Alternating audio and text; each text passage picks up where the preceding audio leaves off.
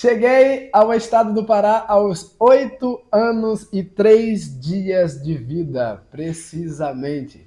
Chegamos aí por volta do dia 30 de julho de 1987 e fomos morar numa região rural 30 quilômetros distante da pequena cidade de Uruará. Só para título de informação, Uruará, em Tupi-Guarani, significa cesto de flores. E foi praticamente nessa pequena e receptiva cidade que eu vivi por muitos anos. Precisamente aí uns 36 da minha existência aqui no estado do Pará.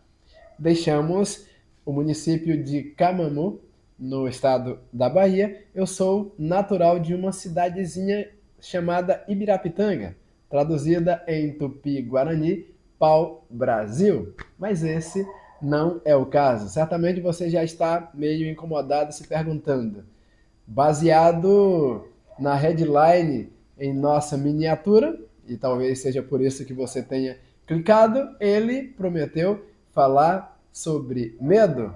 E o título é o seguinte: identificando, né, desenvolvendo aí o seu potencial, identificando e superando medos. Então, a partir de agora, você vai entender por que dessa introdução. Como eu nasci numa região onde não convivia com a realidade da rural, eu digo rural sim, mas não no aspecto de que a região para onde fomos era pouco ou quase bem pouquinho povoada. E a nossa convivência era realmente com a mata virgem, né, de árvores centenárias, algumas delas 30 ou mais metros de altura. E eu devo te dizer que se locomover de um lugar para outro, por mais perto que fosse, constituía para mim um grande desafio. E eu, infelizmente, não sei te explicar o porquê, mas eu vivia com medo. Se alguém me pedisse ou me ordenasse ou me desse a missão de ir na casa de algum vizinho e, naturalmente, como se tratava de um lugar pouco povoado ou de praticamente tudo em volta era muito próximo de mata virgem, eu sempre estava com medo. E isso fazia com que, quando o assunto era fazer alguma coisa que demandava deixar a casa ou o pequeno barraco onde residíamos para ir fazer algo solicitado pela minha mãe ou pelo meu pai ou qualquer situação do gênero, eu sempre ia às carreiras, literalmente. Tanto que eu era considerado ou visto como alguém que tinha uma agilidade muito grande em realizar algo que me era solicitado. E não era por outro motivo. Eu sempre ia muito correndo. E eu não sabia do que eu tinha medo. Realmente eu era muito jovem ainda. Não sei se talvez medo de onças. Só para você ter uma ideia, o lugar onde residíamos era tão próximo da Mata Virgem e na época mantinha-se muito a prática de criar cães. Cães da raça americana era muito comum porque esse era um tipo de animal, até hoje que dão peritos caçadores. E, na época, isso há 30 e poucos, e muito, na verdade, anos atrás, a prática de se caçar animais silvestres ainda não se constituía um crime. Então, criava-se muito esses animais para que se realizasse a caçada de animais silvestres. Então, talvez, inconscientemente, eu tinha muito medo de onça. Mas não era só isso. Eu tinha tanto medo que não sabia identificar os meus medos. E aqui está uma pergunta legítima. Hoje, na fase adulta, você já consegue ou já conseguiu identificar seu medo? Tem pessoas que quando criança tem medo do bicho papão, outros têm medo da caipora, do saci pererê, tem... Enfim, são tantos os medos, e aí você deixa a fase infantil, passa para a fase adultas e, por exemplo, a minha esposa, outro dia fomos convidados a tomar parte na programação da igreja, falando a um público que, por sinal, é muito pequeno. E aí a primeira coisa que minha esposa comentou foi: você quer que eu trave diante das pessoas ou tenha quem sabe, um infarto, porque ela simplesmente morre de medo de falar em público. Eu já tive uma fase da vida em que tremia, enfim, e ficava numa situação muito complicada só de pensar em falar para um público, fosse ele pequeno ou grande. Hoje eu já consegui superar esse medo e, independente de quantas pessoas estiverem no ambiente, eu vou falar tranquilamente. Isso significa que eu sou habilidoso com oratória? Não, isso jamais eu faria essa afirmação. No entanto, eu sou extremamente destemido quando o assunto é falar para pessoas presencialmente. E é lógico e evidente que eu preciso adquirir habilidade para falar com você aqui, através da lente dessa câmera que eu estou utilizando para documentar, para registrar esse momento. Inclusive, se você conseguiu ficar até aqui no vídeo, por favor, sinta-se bem, seja bem-vindo, continue com a gente até o final. Se você quer também aprender, além de identificar os teus medos, a superá-lo, se é que é possível. Eu quero te fazer uma afirmação um pouquinho filosófica, mas que na minha cabeça, na minha mente, constitui-se uma verdade muito contundente, muito significativa. Medo ou coragem, na verdade, não é ausência de medo. É você conseguir enfrentar a situação apesar do medo. Assim como... Eu acredito que isso aqui já dá para sintetizar bem o que eu quero te dizer. Não é que você, para conseguir realizar algo em específico, tenha que ser totalmente destemido.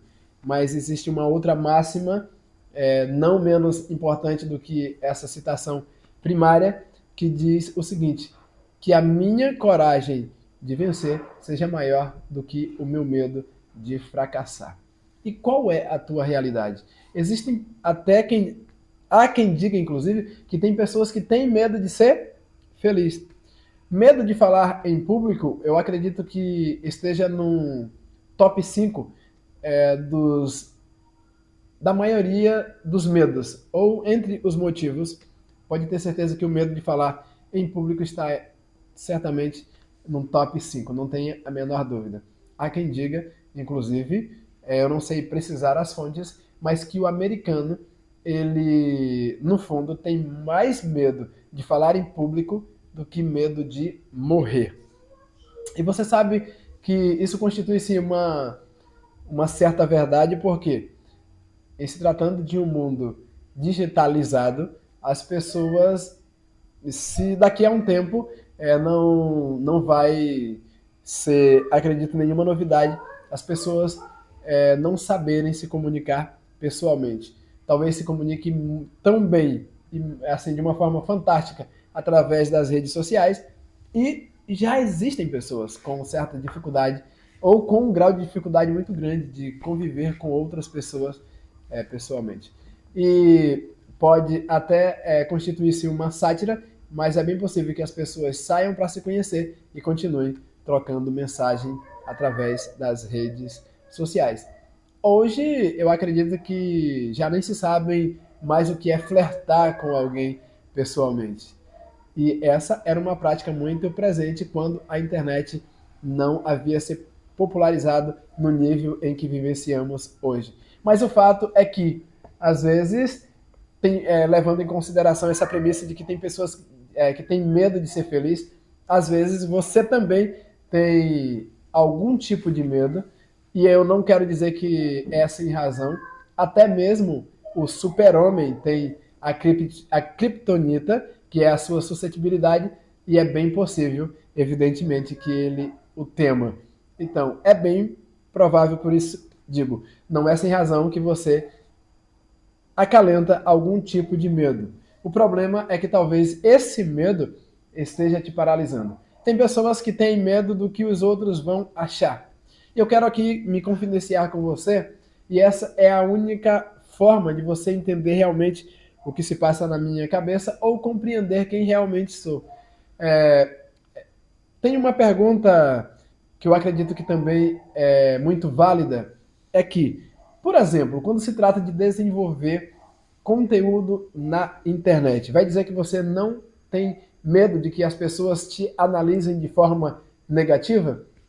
E já está documentado, inclusive, de que eu só vou fazer uma análise um pouquinho mais crítica do trabalho que estou realizando aqui através do canal após completar o meu 100º vídeo. Eu acredito que estamos gravando o 53º, se eu não estou enganado. Talvez seja, inclusive, o 54º. Já gravamos 53 vídeos, então, digamos que de 100, eu já passei um pouco da metade. Até então, comecei a desenvolver as atividades do canal no dia 23 de fevereiro de 2025. Não sei em que dia ou mês do ano você está nos vendo, mas o importante é que você entenda qual a mensagem que eu quero transmitir para você através desse conteúdo. Eu quero te dizer que também, apesar de me comprometer, eu estar engajado em fazer uma análise um pouquinho mais crítica depois do 100º vídeo, a pergunta é, será que já passou? E eu quero te dizer que sim, já passou pela minha cabeça a seguinte questão. O que as pessoas realmente estão achando, ou como as pessoas estão vendo o meu conteúdo? De que forma ela está interpretando? Eu estou me fazendo entendido? Ou talvez, e esse aqui é um ponto muito importante, você precisa ser humilde o suficiente para saber, principalmente nos primeiros momentos, que você não vai chegar dando um show.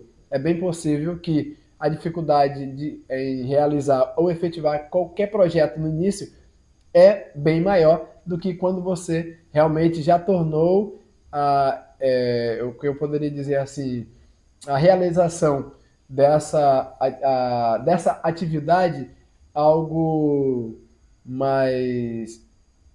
A palavra que eu quero te dizer é um hábito virtuoso, tá bom? Espero que você tenha me compreendido. Porque existem hábitos viciosos e existem hábitos virtuosos. E são hábitos que, por você ter usado a disciplina até adotá-lo, isso vai constituir-se uma coisa boa.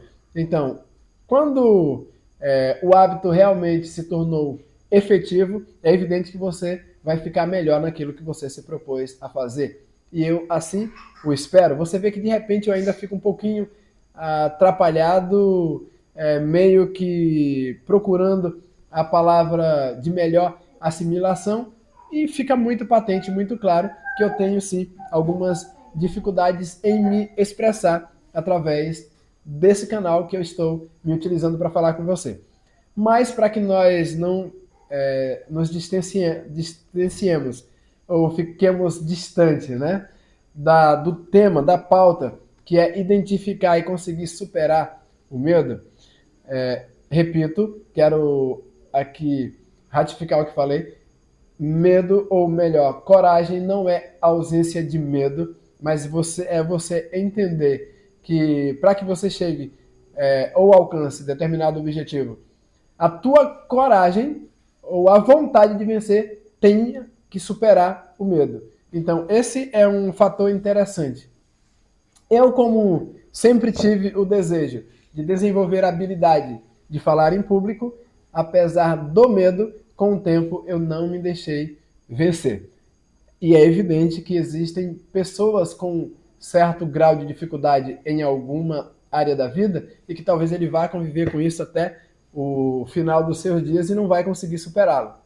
É bem possível que sim, mas existem outras pessoas que tem uma força interior um pouco maior. E voltando para a minha premissa de que a coragem de vencer é maior do que a coragem de ser vencido, então ele vai acabar conseguindo ultrapassar esse medo. Mas com relação à criação de conteúdo, e sempre vai existir esse temor de que o que as pessoas estão achando, e eu quero te dizer que é muito importante você contar com feedbacks, mas feedback realísticos.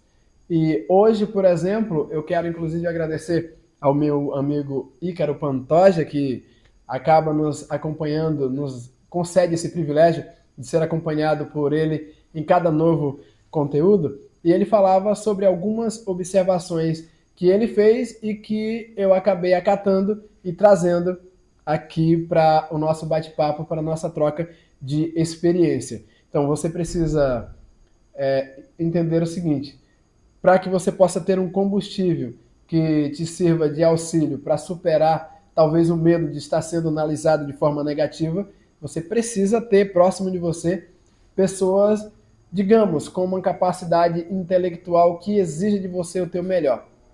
Porque o que acontece se você é a média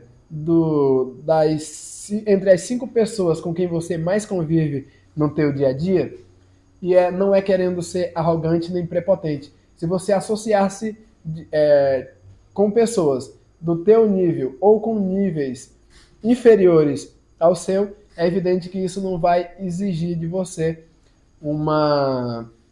não vai exigir que você cresça, porque você está convivendo com pessoas falando num português que fique mais acessível a você, com capacidade cognitiva inferior à sua. Então, a forma como essa pessoa vive, o comportamento dessas pessoas, a forma como pensam, não vai exigir de você que você pense melhor, que você se incomode, e sim que se acomode. Imagine que você se sinta melhor do que as pessoas com quem você convive. Mas quais são os níveis em vários aspectos, no quesito social, na questão mesmo acadêmica, qual é o nível dessa pessoa? Então, se ela tiver em nível infinitamente ou muito inferior ao seu, isso não vai exigir da tua capacidade cognitiva, e assim por diante. Quando eu agradeço ao Ícaro pelo feedback, é porque ele é professor universitário, para falar no português acessível. Eu poderia dizer que ele é muito bem graduado, mas o que eu quero dizer é isso. Ele é bem graduado, né? E por isso ele é professor universitário. Então, quando ele fala comigo, e uma outra coisa que para mim é muito importante, e é uma dica que eu passo para você. Primeiro, você tem que se autodesafiar. Não tem como você conquistar patamares cada vez mais elevados, ou como você, na próxima conquista, superar essa conquista, se você quer manter o mesmo nível de conforto. E eu não quero dizer com isso conforto é levar uma vida boa. Não, é você simplesmente aceitar e acomodar-se com essa situação. Então, para você elevar o teu nível, você necessariamente tem que elevar os obstáculos e o nível de dificuldade. Então, se você ficar paralisado diante dos medos que te assolam, e leve em consideração, se você consultar cada uma das pessoas mais próximas de você, você vai entender que assim como você, elas também têm medo. Mas a pergunta e eu acredito que esse é o X da questão, para onde esse medo vai te conduzir? É evidente que o medo é um dos sentimentos mais instintivos do ser humano. O medo é uma forma de fazer com que você sobreviva.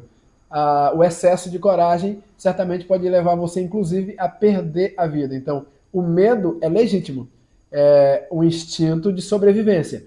Mas você não pode deixar ou permitir que esse instinto de sobrevivência seja tão grande ao ponto de te sufocar, ou não deixar você partir para as tuas conquistas ou para realizar os teus sonhos e objetivos. É evidente que esse assunto não se esgota, no entanto, se continuarmos, o vídeo vai ficar muito grande e estamos apenas começando a desenvolver o nosso raciocínio. Se você achar por bem voltarmos e continuarmos com esse assunto, deixa aqui embaixo no comentário. Agradeço por permanecer com a gente até aqui. Tchau, tchau, até a próxima.